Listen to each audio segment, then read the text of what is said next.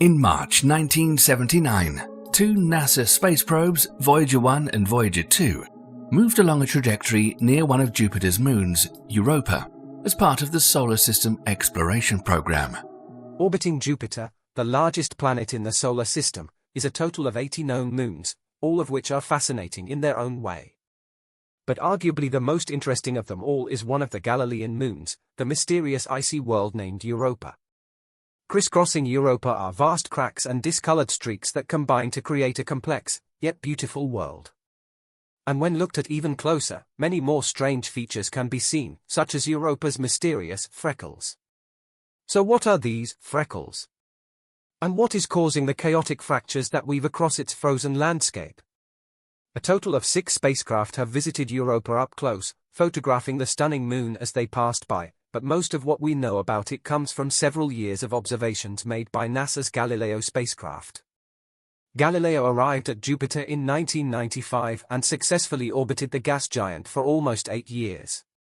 It performed many close flybys of all of Jupiter's major moons, photographing them in all their glory, as these incredible images reveal. But it was the images and data collected about Europa that were the most tantalizing. In fact, the information was so intriguing that the mission was extended to make a total of 12 close flybys of the icy moon. Despite its fractured and discolored appearance, scientists discovered that it is the smoothest solid object in the solar system.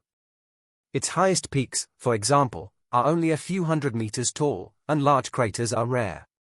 This smoothness means that the surface of the moon is fairly young, probably only tens of millions of years old rather than billions, like most other moons. Somehow, the ice is being resurfaced on Europa and smoothed out faster than on many other worlds. The question of why that happens has not been definitively answered yet, but it probably has something to do with what's going on below Europa's mysterious surface. Take this image captured by the Galileo spacecraft, for example. Several strange spots, or freckle-like features can clearly be seen scattered across its frozen landscape. The spots visible in this image are about 6 miles across, which is about 10 kilometers across, and many are smooth domes, some are jumbled pits, and some seem to have a reddish-brown hue. They are called lenticular, which is the Latin term for freckles, and the similar size and shape of these spots suggest that warmer ice is rising up through the colder ice of the outer crust of Europa, much like magma chambers in Earth's crust. This process would be similar to that of a lava lamp, for example. The smooth, dark spots may have formed when the warmer, rising ice erupted through the surface. While the jumbled-up, rough lenticulae could be formed from small cracked fragments of the crust, embedded in dark ice from below, appearing like icebergs in a frozen sea. Whereas if you look closely, the tops of the dome-like structures are very similar to the surface around them, suggesting that they were formed when the crust was pushed up but did not rupture like the darker spots. Recent studies have found that these mysterious features may sit above vast lakes of liquid water that are entirely encased within the icy outer shell of Europa. This cracked outer shell is estimated to be made of mostly water ice frozen as hard as granite and is approximately 15 miles thick, which is about 25 kilometers thick.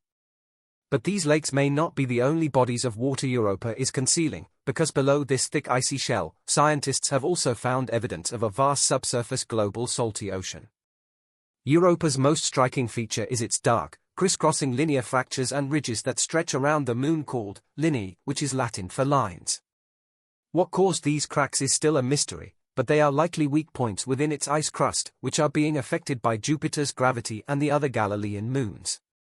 The icy moon gets stretched and released by the tug of Jupiter's powerful grasp in an endless cycle as Europa orbits the giant planet. This squeezing in and out is a process called tidal flexing, which may be causing these colossal fractures and ridges. The tidal flexing may also be creating enough heat inside Europa to maintain a liquid ocean beneath the moon's icy surface. As you can see, the cracks aren't deep gaping voids, but instead appear to be filled in with dark material, suggesting that some of them may have also been caused at least partly by the ocean below. Scientists found that the patterns of some of the longest lineae did not fit predicted patterns of fractures that should be created by tidal flexing as Europa orbits Jupiter. They determined that the patterns would fit very well, however, if Europa's surface could move independently and was not locked to the rest of the interior, as would be the case if a layer of liquid existed between the crust and the moon's rocky mantle, for example. Another piece of evidence for Europa's secret ocean is measurements that Galileo made during its multiple flybys.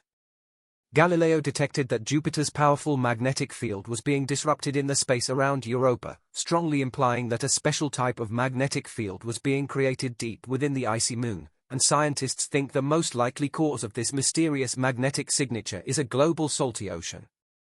And what's fascinating is that we may have already seen the water from this secret ocean escaping into space. Astronomers using the Hubble Space Telescope have imaged what could be water vapor plumes erupting off the surface of the icy moon, as seen in this image. If this is water plumes, then it increases the possibility that future missions to Europa may be able to sample its ocean without having to drill through the hard ice. So what are these mysterious, freckle-like features found on Europa's surface? Well, they are strong evidence that below its frozen crust, large pockets of water exist, and along with even more evidence, those pockets may be sitting above a concealed global salty ocean that contains possibly 2 to 3 times as much water as all the water on Earth. What's really exciting about this potential discovery, however, is that scientists think that Europa's subsurface ocean could be the best place to look for life beyond Earth. Because of Jupiter and the other Galilean moons tugging on Europa, its seafloor could be heated by constant tidal flexing, driving hydrothermal activity similar to undersea volcanoes in Earth's oceans, for example. It is possible that with the correct ingredients for the chemistry of life, under the ice of Europa it could be habitable. With all this tantalizing evidence, Europa is one of the most exciting places in the solar system to explore, and we have 2 future missions to look forward to. The first is NASA's Europa Clipper spacecraft, which will perform dozens of close flybys, investigating whether the icy moon could have the right conditions suitable for life. The spacecraft will pass the moon as low as just 16 miles, which is just 26 kilometers above the surface, soaring over different locations during each flyby. Estimated to launch in October 2024, we haven't got long to wait for this mission to get started, but we do have to wait a while until we start seeing the results, because Europa Clipper won't arrive at Jupiter until April 2030. The second mission we can look forward to is ESA's JUICE spacecraft, or Jupiter's Icy Moon Explorer. JUICE is designed to observe Jupiter and 3 of its large moons, Ganymede, Callisto, and Europa. Incredibly, ESA plans to enter JUICE into an orbit around Ganymede towards the end of the mission, becoming the first spacecraft to orbit a moon other than Earth's.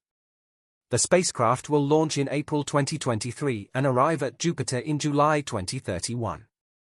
Both missions will bring brand new views of this mysterious moon and possibly confirm that it does have a global salty ocean beneath its ice that could support life as we know it.